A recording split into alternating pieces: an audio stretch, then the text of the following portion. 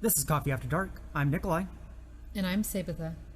This is our first episode, and I don't know how this is going to go.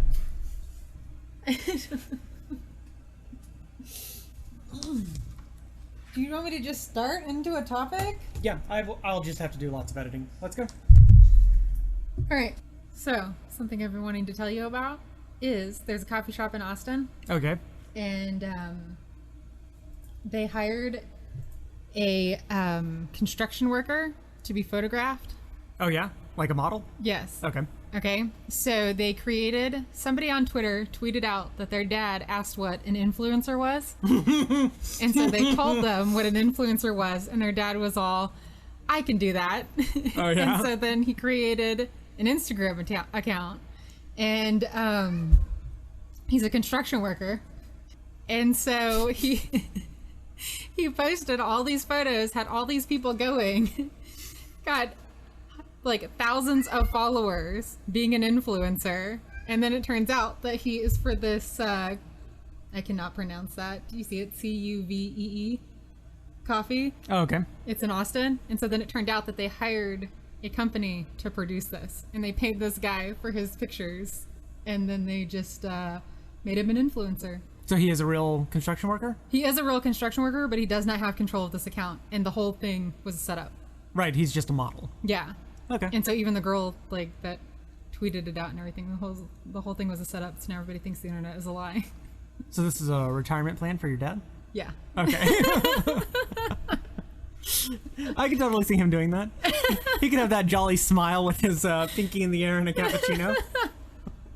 But now I want to go try this coffee place because that's seriously genius. It's like the best marketing scheme ever. I guess. I mean, it definitely says They fooled everyone. I'm curious how many unfollows they had after it came out that it was a scam, though. Yeah, probably not that many. People don't pay attention. So Oh, this is via BuzzFeed?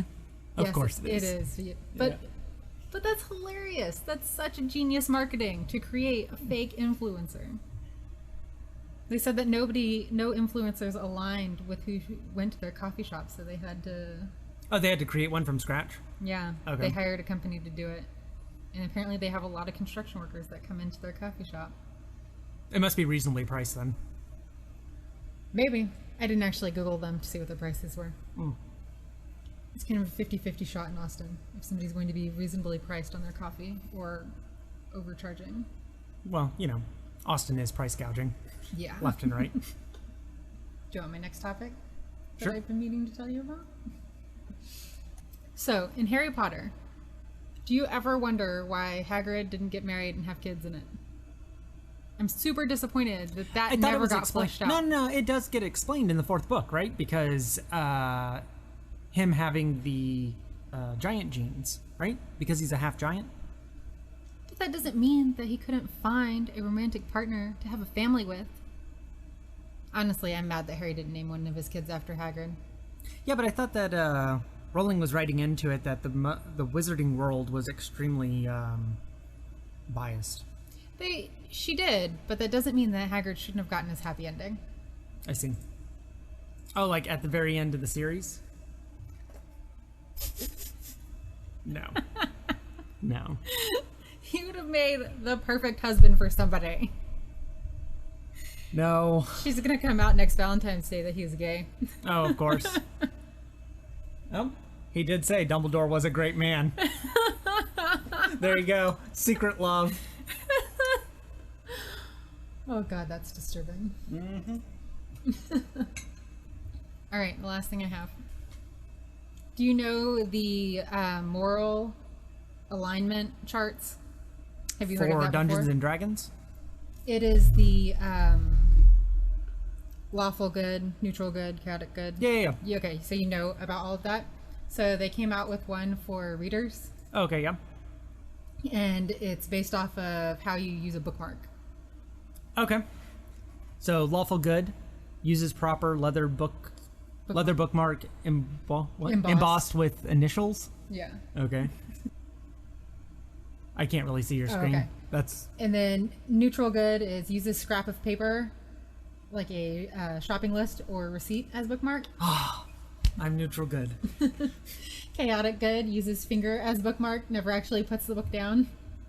Lawful neutral uses random Implement. to mark place like a pen or a phone or a fork.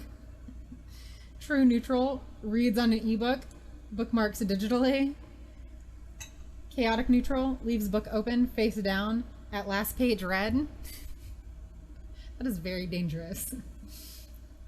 Lawful evil dog ears the corner but then smooths it out when finished. Neutral evil dog ears corner, cracks spine, highlights favorite passages. Chaotic evil rips out each page once it's been read. I should do that just once. I can think of some books I'd like to. What would you do with the pages afterwards, though? Kindling. Burn an epitaph to the gods. But is that really a book you would want to read? It'd be worth it. It could be a vlog series. Read along. Read along and then as I you rip can. it out. Throw it in the fire. I can live stream it. Yeah. All the hate. It had to be a super controversial book. Harry Potter, right? Aren't they still doing book burnings for that? Actually, they aren't. There was a book burning in a country for Harry Potter See? recently. So, Yeah. Teaching the muggles how to use the magic. Can't have that. have you heard about the drama with the Harry Potter tattoo, the Death Eater mark? Maybe. I don't think so. So, it's a super popular tattoo. Sure. And most people get it to signify that they've been through hard times or they've made poor choices in life, but they're still human and they can still be a better person if they want to be. Like, it's that kind of a symbol. And so a lot of people are trying to compare it to the Swastika? Nazis. Yeah. And anybody getting it is essentially saying that they're pro-Nazi. So it's been a huge debate in the community. Sort of. Yeah. No, you could totally make that assessment, except it wouldn't be the swastika. What it would actually end up being is the SS. Interesting. Well, think about it. If it's the inner circle and the most trusted, it would be the SS. I guess that's Because the true. SS was the elevated level within. But at the end of the day, it's a fictional book, and you should be able to get any tattoo out of a fictional book that you want. Oh, absolutely. I don't think have it should mean be... whatever you want it to mean without somebody trying to pass real world judgment on it. I don't think I'm ever going to look at somebody with a death mark and be like, oh, you're a bigot, right? Like, I'm going to think you're a hardcore nerd and we can be friends. Exactly. And I also feel like it weakens the stance of the real life event by trying to drop it down to a fictional... I mean, to be fair, Rowling has openly acknowledged that she was taking World War II and Hitler as the inspiration for Baltimore and the whole movement. Fascinating. Yeah, like, I don't know where the article is at the moment, but I'm pretty sure she's come out publicly and acknowledged this, that that's not just readers reading into it. Interesting. But I mean, it makes sense because they had all the same points with pure blood and whatnot. But still, yeah, that's like that. okay. You have nothing. I have nothing. You brought nothing to the table today. I brought myself. I was prepared. I'm present. I had 3 articles. I don't You know. brought me nothing. So I'm not reading anything until the challenge starts on the 21st. Oh, okay. So the most books read for the challenge last year was 105 in between June 21st and September 22nd. Oh, yeah, I think you told me that. That's like 1 book a day. Yeah, so I need to beat that. Oh, yeah, you're going to beat that. How many books did you read last year? How many books behind are you on your schedule right now? Let's bring up your Goodreads. Where are you at on that? You're gonna just pull it out your ass and all of a sudden triple your reading Yeah, for the year in 3 months. yeah. Okay. I think this is a good challenge. I'm always out for a challenge. 38. You're at 38. I'm 8 books behind. 8 books behind. I think I read 85 last year. But So to put this in perspective, your goal is 100, and you're gonna read 106 in 3 months. I was actually kind of hoping to read 120. All right. But look, I hit my goal in 2017 of 100 books, so I can do it. You can do it. No, I mean, you can do it. And I think I have enough indie fantasy to read. I've been downloading like crazy. Well, that and novella series count. So, Yeah. That's a huge win. Don't be reading no epics. Well, that's also why I was thinking about renewing the KU subscription, so that way I could just blow through a bunch of novellas. Oh, okay. That's fine. Yeah. I'm down for that. But that's what I'm about. Like, when they posted that, I was like, I could do better than that. Nothing like a few bragging rights. Exactly. You're going to end up just reading comic books. I know you. It has to be from indie authors, though. And it has to be fantasy. Oh, okay. Our challenge for Acronet Cafe will include sci-fi. But for the indie fantasy addicts group, it's only fantasy indie authors. Okay. So. That works. Like I said, I'm going to read all of the Dragon Chameleon. Oh, yeah. Yeah. I think you're really going to like that one. We were talking about it again today. And it is dark fantasy that's dealing with a lot of complex character development. Yeah, after you told me the themes, I was like, well, shit, we're playing in the same arena. I want to read that. So yeah, that's my game plan. I don't know if I'll read anything after that. Because Were you going to join a team?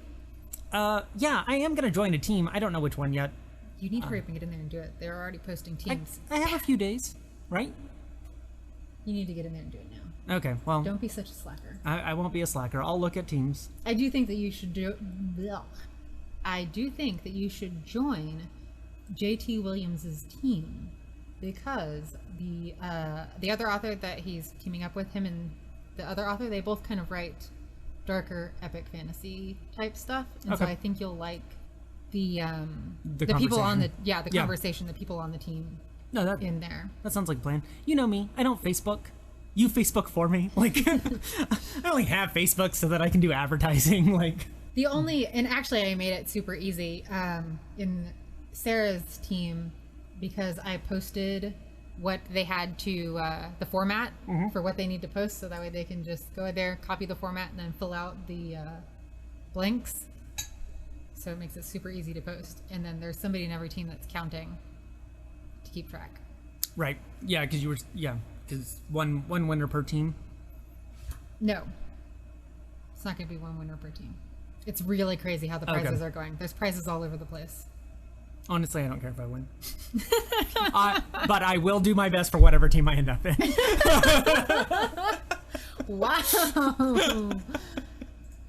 Late to that one. See, she announced who was on the teams. Somewhere in here. She did. And so, I don't know if you want to pick the smallest team, or if you want to pick a team that's going to win. I mean, then you should really have to be on Sarah's team, because that's the one that's going to win. Oh yeah, it's gonna win. It doesn't matter. I don't know. I should probably pick a team that you're not on. You know, little friendly rivalry. You should pick a team that I'm not on.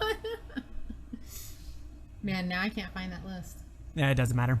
But I think there's like 8 teams, maybe. And then on top of the team competition stuff, they're still doing individual competition. Oh, okay. And then the individual competition is broken up by bracket of how many books you read. So like 20 up is its own bracket, and then like 10 to 20, and then so on and so forth. So even if you only read 2 books over the whole summer, you still have a chance of winning prizes. Gotcha. Okay. That's kind of cool. Yeah, because like a lot of people were super nervous about dragging down a team by, if they're a slow reader, I'm only reading 1 book a month, but it's not going to really matter, because with the teams, they're adding all the books together for the team and then dividing it by the number of members. Right, which means that the heavy reader is going to be subsidizing. It's like if Bernie Sanders got in charge of reading lists. Oh, jeez. Okay. Yeah, so 3, 4, 5, 6, 7, 8, 9, 10 teams. Oh, cool. Okay. Yeah. And for those listening, that's Indie Fantasy Addicts Facebook group. You should come join and read for the summer.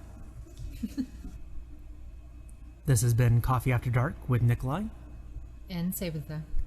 Y'all have a great evening.